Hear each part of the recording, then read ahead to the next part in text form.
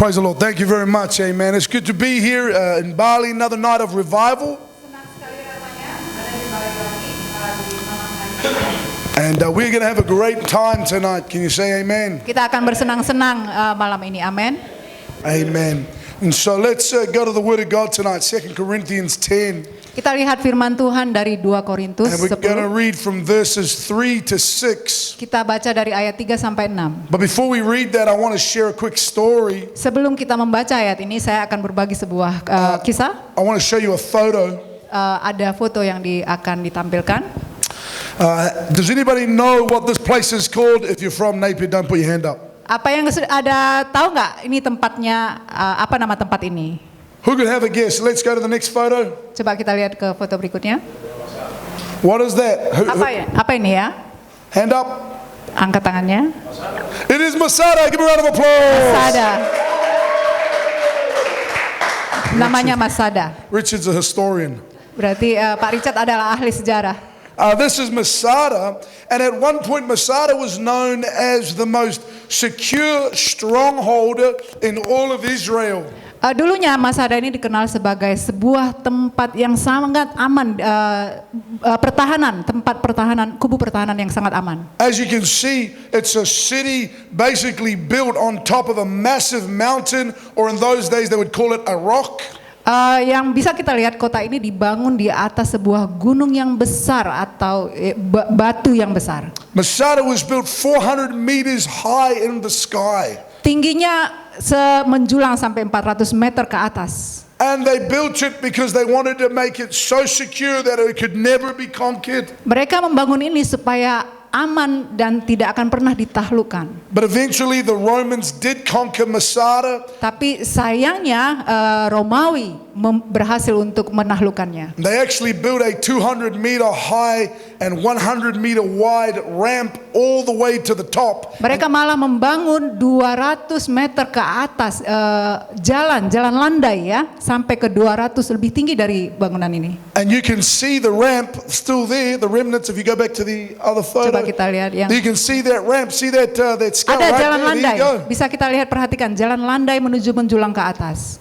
And they conquered this. And the reason I share that, because in our text, Paul speaks about strongholds, not in Israel, but in the mind. Alasan saya mengangkat kisah ini adalah di dalam teks yang akan kita baca, Paulus menyinggung mengenai benteng pertahanan bukan di tempat ini, tetapi sebenarnya di dalam pikiran. And in order for us to live a life of victory as Christians, you have to conquer the strongholds or the Masadas of your mind. Untuk mengalami kemenangan sebagai orang Kristen, kita harus menaklukkan Masada atau medan pikiran benteng pikiran di dalam pikiran kita. And so let's read our scripture, 2 Corinthians 10, 3 to 6. The Bible says, "For though we walk in the flesh, we do not war according to the flesh. For the weapons of our warfare are not carnal, but mighty in God for pulling down strongholds, casting down arguments, and every high thing that exalts itself against the knowledge of God, bringing every thought into captivity to the obedience of Christ, and being ready to punish all disobedience when your obedience is fulfilled." Kita baca dari ayat 3, memang kami masih hidup di dunia, tetapi kami tidak berjuang secara duniawi, karena senjata kami dalam perjuangan bukanlah senjata duniawi, melainkan senjata yang diperlengkapi dengan kuasa Allah yang sanggup untuk meruntuhkan benteng-benteng. Kami mematahkan setiap siasat orang dan merubuhkan setiap kubu yang dibangun oleh keangkuhan manusia untuk menentang pengenalan akan Allah. Kami menawan segala pikiran dan menaklukkannya kepada Kristus, dan kami siap sedia menghukum setiap kedurhakaan bila ketaatan kamu telah menjadi sempurna. Amen. Let's pray. Father, I'm asking Mari for kita your berdoa. anointing tonight. Bapa, kami berdoa dalam nama Tuhan Yesus supaya ada urapan malam ini. Your power to be upon this sermon. Kuasamu akan ada di dalam khotbah malam ini. I stand against every power of darkness, Saya melawan kuasa kegelapan, every lie of hell. segala kebohongan dari neraka Be cast down dipatahkan in Jesus' name. dalam nama Yesus. The blood of Jesus Darah Tuhan Yesus sets free. membebaskan. Amen. Amin. Amen. Let's firstly look at the war in the mind. Mari kita lihat ada peperangan di dalam pikiran. In our text, it speaks of a war or a battle that exists inside of your mind. Di dalam ayat ini disinggung mengenai peperangan di dalam pikiran. In verse 4 it says, "For the weapons of our warfare are not carnal, but mighty in God for pulling down these strongholds." Di ayat 4 dibahas adalah senjatanya bukanlah senjata duniawi untuk melawan benteng-benteng pertahanan. And the truth is, the mind is one of the most important aspects of life when living for God. Kebenarannya adalah pikiran itu adalah sebuah aspek yang penting sewaktu kita hidup sesuai dengan firman, dengan kebenaran Tuhan. A man by the name of Marcus Aurelius put it this way: the most important things in life Ada seorang tokoh yang bernama Markus menyatakan bahwa hal yang paling penting di dalam hidup are the thoughts you choose to think. adalah hal-hal yang kamu pikirkan untuk kamu pikirkan. Ralph Waldo Emerson put it this way: Ralph membuatnya lebih di dalam kata lain dengan seperti ini.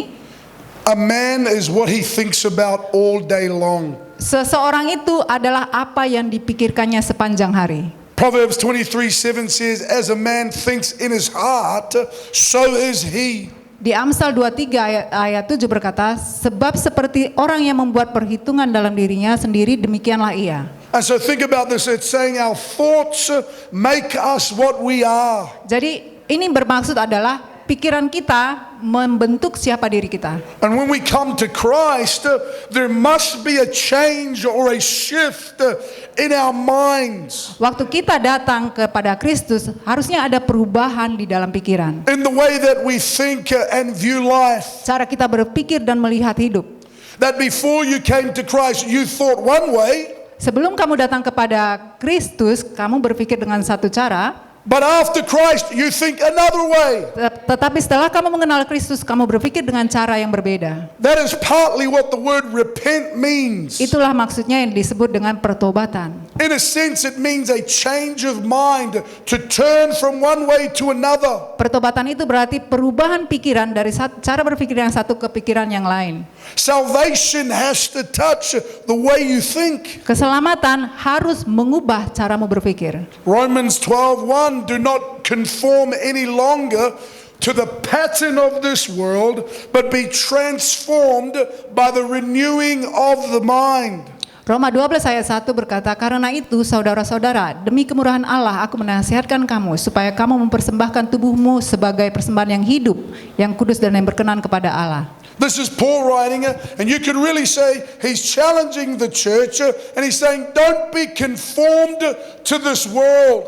Ini adalah yang disampaikan Paulus berkata kepada gereja, mengatakan supaya kamu jangan menjadi seperti dunia ini. Don't be shaped by its culture or molded, and it's talking in the mind. Jangan mau dibentuk oleh dunia budaya. And he even gives you the solution. He says if you want to be changed, it has to start here. The mind has to be renewed. Sehingga kalau kamu mau diubahkan, harusnya dimulai dari pikiran, yaitu pembaruan pikiran. Are there any builders here tonight? Ada siapa yang membangun di sini profesinya? We hand up. Silakan angkat tangannya. Hey, yeah, builders. Anybody else? Oh, Ada yang yeah, lain? Brother Abi, yep. When you're building sometimes you renovate. Who knows what renovate is? Siapa yang tahu renovasi ya? Renovate? Pastor, did you renovate this building? Apakah pastor juga harus merenovasi bangunan ini? When Pastor came into this building, Waktu pastor awalnya datang ke bangunan ini, it looked one way. sebenarnya tampaknya berbeda. Then they renovated it. Kemudian pastor merenovasi tempat ini, And now it looks this way. sehingga akhirnya tampaknya seperti ini. That's what Paul says has to happen in your mind. Itulah yang dikatakan Paulus harusnya terjadi dalam pikiranmu. The way you look at life, Caramu memandang hidup. how you think about life, Bagaimana engkau berpikir mengenai hidup. how you think about God, Bagaimana engkau berpikir tentang Tuhan. how you think about church, Dan juga berpikir tentang gereja. how you think about family, Tentang keluarga. how you think about friends, Dan juga teman. how you think about money. Dan juga terhadap keuangan. It has to be renovated. Harusnya direnovasi di dalam How many with pikiran. me tonight? Siapa yang setuju dengan saya? And in our text, this reality of the mind being renovated Tetapi di dalam teks ini adalah pikiran kita yang harusnya direnovasi, is being brought to the forefront of the church. yaitu dibawa ke dalam rumah Tuhan. Verse 3 says, "For though we walk in the flesh,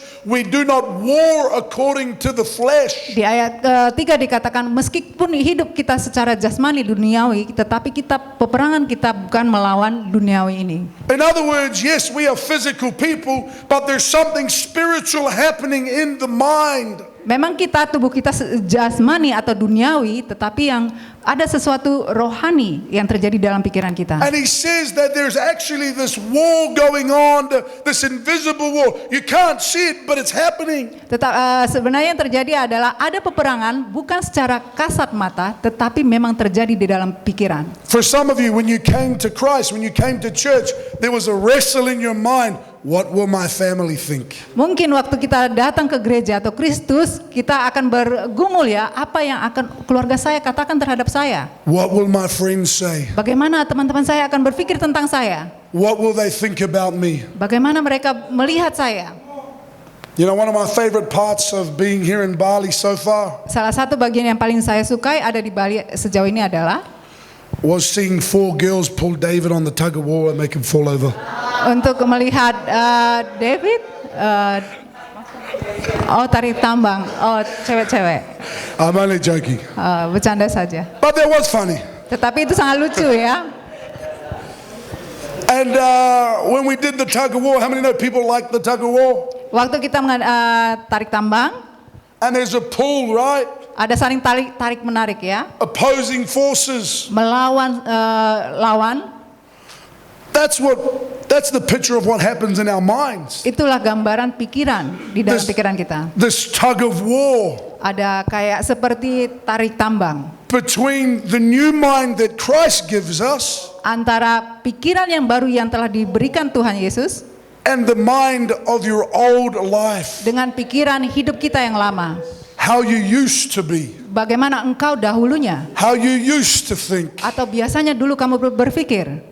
Wrestling, tug of war. Saling bertarung seperti tarik tambang. Yeah, the truth, every temptation, every trial, Kebenarannya adalah setiap cobaan atau godaan, every season of struggle, every sin setiap musim dari pergumulan ataupun setiap dosa, will be won or lost in your mind. salah satunya akan ada yang menang, akan ada yang kalah, semuanya terjadi di dalam pikiran. Before you do anything, Sebelum kamu melakukan apapun, you will think something. pasti kamu sudah memikirkannya dahulu. When I was a young boy, Waktu saya masih kecil, I used to do a lot of things. biasanya saya banyak melakukan hal-hal. I'm talking small, Waktu kecil ya, break things, hal-hal yang break furniture, break stuff, merusak alat rumah tangga ya, kayak furnitur, take things, steal things. dan mencuri benda-benda. My parents would say, "What were you thinking?" Orang tua saya selalu bilang, apa sih yang kamu pikirkan? And I would say, "I wasn't." Nggak ada yang saya pikirkan. But that's not true, is it? Tapi itu nggak benar. I was thinking. Sebenarnya ada yang saya sudah berpikir tentang itu. Ephesians tells us the mind can be a place of darkness and cause us to wander from God. Di Efesus berkata bahwa pengertiannya yang gelap jauh dari hidup persekutuan dengan Allah karena kebodohan yang ada di dalam mereka dan karena kedegilan hati mereka. Ephesians 4:18, their minds are full of darkness. They wander far from God or far from the life God gives because they have closed their minds. Ya. Efesus 4 ayat 18, dan pengertiannya yang gelap jauh dari hidup persekutuan dengan Allah karena kebodohan yang ada di dalam mereka dan karena kedegilan hati mereka. How many know that person when you're talking to them, they get distracted? Berapa banyak yang kalau kita waktu berbicara kadang-kadang ada yang teralihkan Put your hand pikiran. up. You know somebody? Kenal nggak ada seseorang yang seperti itu? If you didn't put your hand up, you probably are that person. Jika engkau tidak mengangkat tangan, mungkin kamulah orangnya itu. Your mind wanders off in the middle of a sentence. Karena pikiranmu melayang-layang. You're telling a story and then Kamu sedang bercerita, tetapi karena pikiranmu melayang dan akhirnya tidak selesai cerita. That's what Ephesians says. Our minds can cause us to wander far from God if we're not careful. Itulah yang dikatakan di Efesus. Pikiran kita ini bisa melayang-layang jauh kalau kita tidak berjaga-jaga mengawasi pikiran kita. You can be in church tonight, but your mind is at McDonald's for Kamu dinner. bisa aja tubuhmu ada di gereja tapi sebenarnya pikiranmu ada di McDonald. That's why the Bible says the mind can cause us to wander from God and even shut God out. Itulah yang disebutkan di Efesus, pikiran kita ini bisa membawa kita melayang jauh dari Tuhan. Verse 4 it says, for the weapons of our warfare are not carnal, but mighty in God for pulling down strongholds. Di ayat 4 dikatakan bahwa senjata kita adalah bukan senjata duniawi yang bisa meruntuhkan benteng-benteng pertahanan. That's talking about a fortress or a castle in your mind, not made of bricks or wood. Itu berbicara tentang ada kubu pertahanan di dalam pikiranmu yang bukan terbuat dari batu atau kayu. But they are made up of our beliefs, our emotions and opinions. Tapi terbuat dari emosi atau pikiran atau pendapat-pendapat. Our worldviews and things that people have said to us. Tentang pikiran apa yang orang-orang lain katakan tentang kita. And we have thought about them over and over and we have reinforced them. Kita memikirkannya terus di dalam benak kita, akhirnya kita semakin teguh, kuat di dalam pikiran kita. And these become materials for hell to build itself a home inside our minds. Inilah yang membentuk menjadi bahan-bahan neraka dipakai menjadi tempat yang aman di dalam pikiranmu. I remember reading a story about a village in England in the 1800s. Saya ingat ada sebuah kisah seorang evangelis di tahun 1800-an. There's a coastal village called Popero. Nama ada desa, sebuah desa. And these people were struggling, they had no money and no food. Orang-orang di desa ini bergumul sekali karena nggak ada uang, nggak ada makanan. But they were close to a large port area where many ships from the world came. Dan mereka dekat dengan sebuah area And so the English had a good plan. They decided to build a small lighthouse on this village. Dan tentara pasukan Inggris memutuskan untuk membangun sebuah tempat di desa yang miskin tadi. And they used the lighthouse to draw ships to the village. Mereka gunakan tempat ini untuk menarik kapal-kapal masuk ke dalam desa ini. Not so they could be friends, but so the ships could crash on the rocks.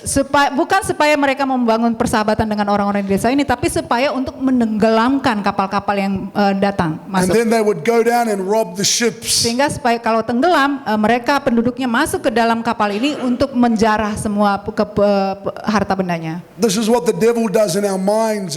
He draws us to shipwreck, to places where he can rob us. Inilah yang terjadi dalam pikiran kita. Pikiran kita itu bisa ditarik, akhirnya dijarah dan merampok kita. So let's secondly then look at beliefs in the mind. Sehingga kita lihat apa yang keyakinan di dalam pikiran. You know, in New Zealand, where I live in Napier, Di New Zealand, di mana kota saya tinggal namanya Napier, there's an old site where a tribe built a village. ada bagian di mana suku yang sudah lama yang membangun sebuah desa. And it's high up on a hill. Dan desa ini ada di ketinggian di bukit. And they would build on these high hills because if you were up high, it was believed you had the advantage in war. Kenapa? Karena kalau kamu membangun desa di sebuah tempat yang tinggi akan mempunyai keuntungan atau waktu kamu mau mengalahkan di dalam peperangan. And in the kingdom of God, listen, ruling in your mind brings an advantage to your life in Christianity. Dan di dalam kerajaan surga, kalau kamu menguasai, bisa menaklukkan pikiran kamu, itu membawa keuntungan di dalam kerajaan surga. The opposite is also true. If you don't get rule in your mind, you're at a disadvantage. Lawannya juga benar, bahwa kalau kamu tidak bisa menaklukkan pikiran kamu, akan membawa kerugian bagi kamu. You're tossed to and fro by your emotions. Kamu akan diombang-ambingkan secara emosi. You praise God one day and poor me the next day. Suatu hari kamu muji Tuhan, tetapi hari yang lain kamu terjatuh. You know, I know a lady. Saya kenal ada seorang wanita, a good lady, sangat Christian. baik, orang Kristen. Her mum was an adulterer.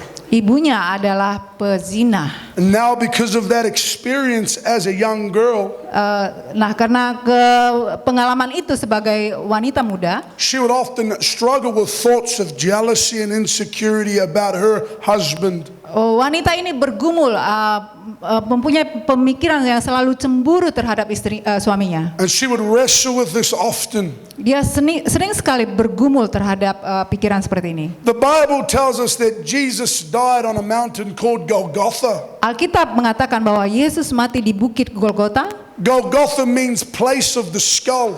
Golgota itu berarti tempat-tempat tengkorak. And so it's no coincidence that Jesus died on a place that has to do with the mind. Jadi bukanlah kebetulan kalau Yesus harus mati di tempat di tengkorak yang mana terdapat pikiran-pikiran. Jesus paid for you to have dominion in your mind. Yesus harus membayarnya mati di tempat tengkorak itu karena supaya kamu punya kuasa di dalam pikiran. In the Gospels we have an account of the Gadarene demoniac. Dan kabar Injil menginginkan kita untuk selalu berkumpul bersama. I always say he's one of my favorite characters in the Bible. Saya senang siapa? Kerasukan setan. Orang yang dirasuki setan adalah tokoh yang saya senangi di dalam Alkitab. The Bible says he was tormented, unsettled up in the cemetery. Alkitab mengatakan pikirannya tersiksa dan dia terkapar ada di dalam kuburan. He was cutting himself. Dia memotong-motong tangannya sendiri. And then he has an encounter with Jesus. Dan akhirnya dia mengalami pertemuan dengan Yesus. And after the encounter, Dan setelah mengalami pertemuan dengan Yesus, the Bible says he was sitting clothed and in his right mind. Alkitab mengatakan bahwa dia telah diberi pakaian, tetapi dalam pikiran. Salvation needs to touch the mind. It needs to touch what we believe and what we think about. Keselamatan itu harusnya menyentuh pikiranmu dan menyentuh apa yang kamu pikirkan tentang hidup. In our text, Paul is writing because people in the church have been taught false beliefs about God. Paulus mengatakan teks ini karena dia hendak menyampaikan kepada jemaat bahwa ada orang-orang yang telah mengajarkan ajaran-ajaran salah tentang Tuhan. They have learned things about God that are not true. Mereka telah diajari hal-hal tentang Tuhan yang tidak benar.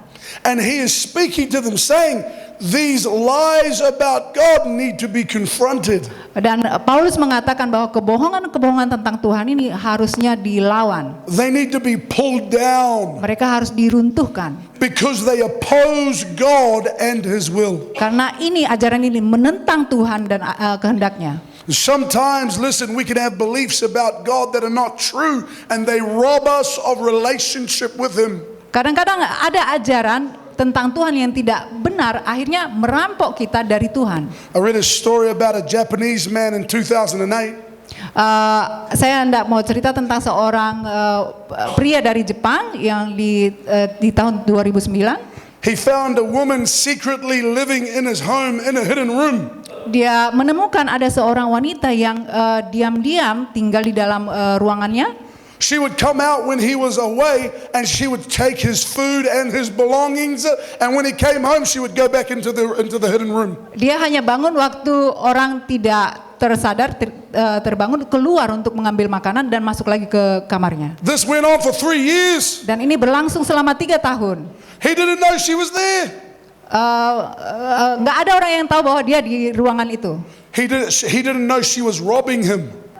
Dia tidak tahu bahwa si wanita ini mencuri kepunyaan pemiliknya, pria. Until he installed video cameras. Sampai akhirnya ditayangkan sebuah video. And he caught her. Dan dia menangkap basah si wanita ini. And had the police remove her from his house. Dan meminta polisi untuk mengusir dari rumahnya.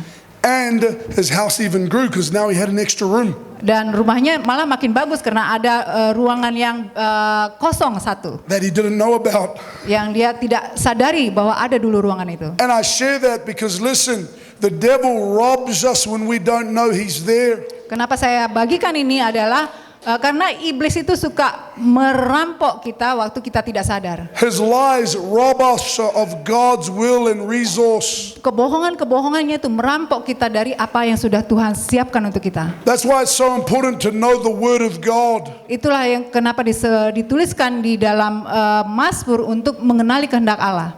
This is the ultimate authority. This tells you about God. Alkitab inilah sebuah satu-satunya sumber yang menceritakan kepadamu bagaimana Allah itu. When I got saved, my mind had to submit to what God's Word said. Waktu saya diselamatkan, pikiran saya harus ditundukkan kepada apa yang Tuhan sampaikan kepada saya. At times there was things I did not like. Di saat-saat waktu walaupun saya tidak suka. See, where I grew up, if you didn't like somebody, Waktu saya tumbuh besar, kalau saya tidak suka kepada seseorang, you punch them in the face. kamu akan langsung tabok saja di wajahnya.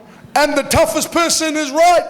Dan yang paling kuat itu adalah yang benar. But when I got saved, Tapi waktu saya diselamatkan, I read the Word of God. saya baca firman Tuhan, Said, no, kata Tuhan tidak. you can't do that anymore. Kamu nggak boleh melakukannya lagi. But I like doing that. Tapi saya suka sekali Feels melakukannya. good when I do that. Karena rasanya enak sekali. People would listen if I did that. Dan orang-orang pun harus jadinya mendengarkan saya waktu saya melakukannya. I had to say, God, how am I going to get people to listen to me now? Jadi saya harus berserah diri kepada Tuhan. Bagaimana lagi apa yang harus saya lakukan supaya orang-orang tetap mendengarkan saya? I had to submit my mind to the Word of God. Saya harus tundukkan pikiran saya kepada kehendak Tuhan. 2 Peter 1:20 says, knowing this first, that no prophecy of Scripture is of any private interpretation, for prophecy never came by the will of men, but holy men of God spoke as they were moved by the Holy Spirit. Di 2 Petrus 1 ayat 20, yang terutama harus kamu ketahui ialah bahwa nubuat-nubuat dalam kitab suci tidak boleh ditafsirkan menurut kehendak sendiri, sebab tidak pernah nubuat dihasilkan oleh kehendak manusia, tetapi oleh dorongan Roh Kudus orang-orang berbicara atas nama Allah. That means whatever you think about God Artinya apapun yang kamu pikirkan tentang Tuhan must come from the Scriptures. harus bersumber dari Alkitab. This is what matters. Inilah yang paling penting. How many have a Bible? Berapa banyak yang punya Alkitab?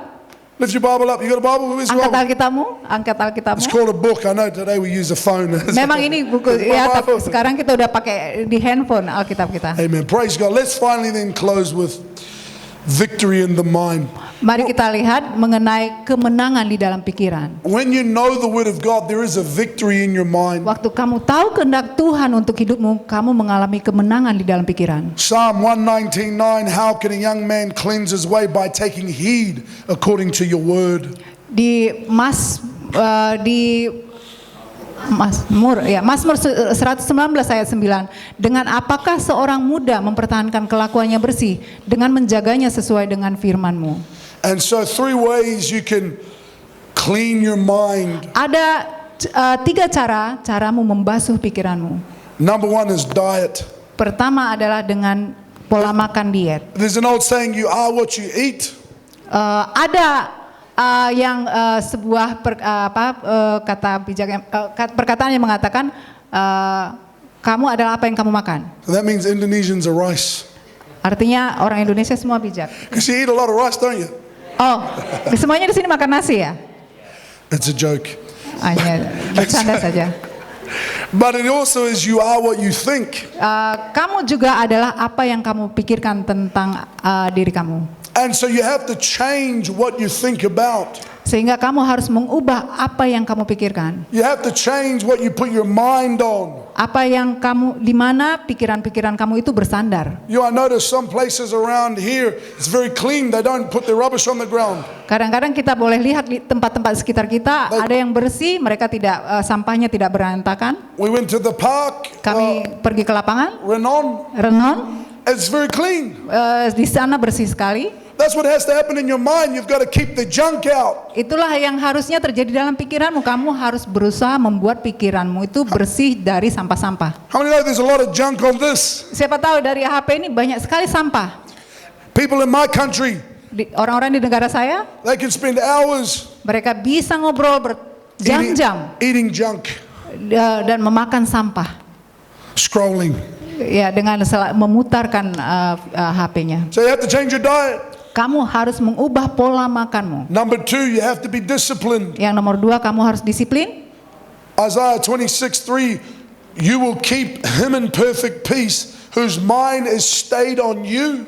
Yesaya 26 ayat 3, yang hatinya teguh kau jagai dengan damai sejahtera sebab kepadamulah ia percaya. Philippians 2:5, let this mind be in you, which was also in Christ Jesus. Filipi 2 ayat 5 berkata, hendaklah kamu dalam hidupmu bersama menaruh pikiran dan perasaan yang terdapat juga dalam Kristus Yesus. You've got to intentionally put your mind on spiritual things. Kamu harus dengan sengaja mengarahkan pikiran-pikiranmu ke dalam hal-hal yang rohani, roh. That's why a prayer life is important. Oleh karena itulah kehidupan doa kita itu sangat penting. Because it focuses your mind on the things of God. Karena bisa memfokuskan pikiranmu kepada pikiran-pikirannya Tuhan. Charles Spurgeon, he said, he who runs from God in the morning will scarcely find him in the evening.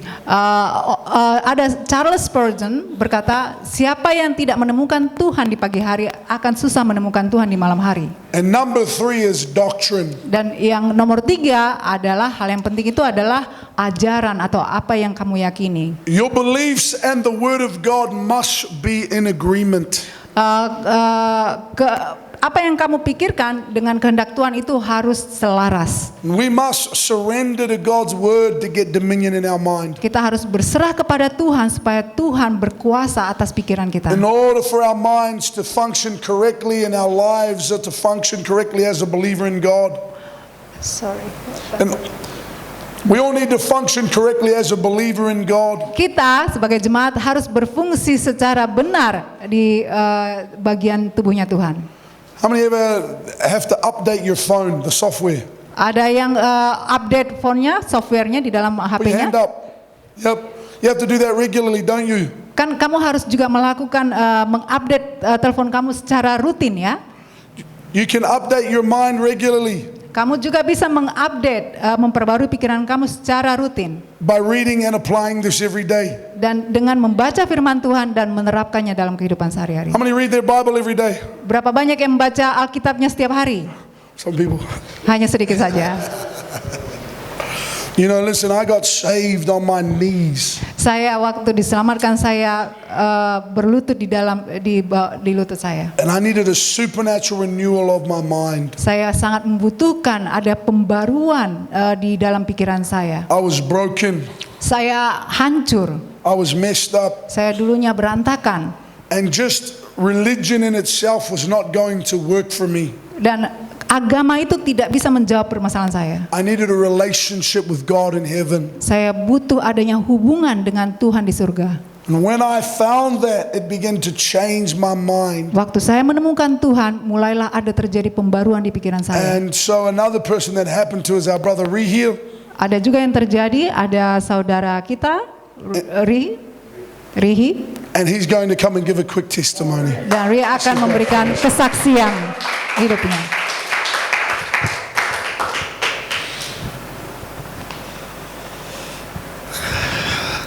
Hello everyone, Halo semuanya, my name is Rihia. nama saya adalah Rihi, I'm 35 years old saya berusia 25 tahun, and I'm from New Zealand. saya berasal dari Selandia Baru. I just want to share a little story Saya mau berbagi kisah saya about myself. tentang hidup saya. When I was a teenager, Waktu saya remaja, I was admitted saya dinyatakan into a rehabilitation. dan saya harus masuk ke dalam sebuah sarana rehabilitasi. I was there Saya selama di sana for over a year selama 1 tahun and I was given dan saya diberikan 3 to 6 pills a day. 3 butir pil sehari. It made me feel sick Membuat saya rasa makin sakit and worse than before. And worse than before. malah makin lebih buruk lagi. And worse than before. It wasn't helping me at all. Sama sekali tidak menolong saya. Then one day, Ada suatu hari I decided to run away, saya putuskan untuk lari. and I did. I escaped. Saya melarikan diri dari fasilitas ini. And about 20 years later, Dan 20 tahun setelahnya I went into a church. saya pergi ke gereja. Called the Potter's House Christian Church in Napier City. Namanya adalah Potter's House di Nepean City di New Zealand. And I bowed down at an altar call Saya berlutut di kaki saya waktu ada panggilan altar and gave my life to Jesus Christ. dan menyerahkan hidup saya kepada Yesus Kristus. Ever since that day, Dan pada saat itu, hari itu, my mind has been set free pikiran saya dibebaskan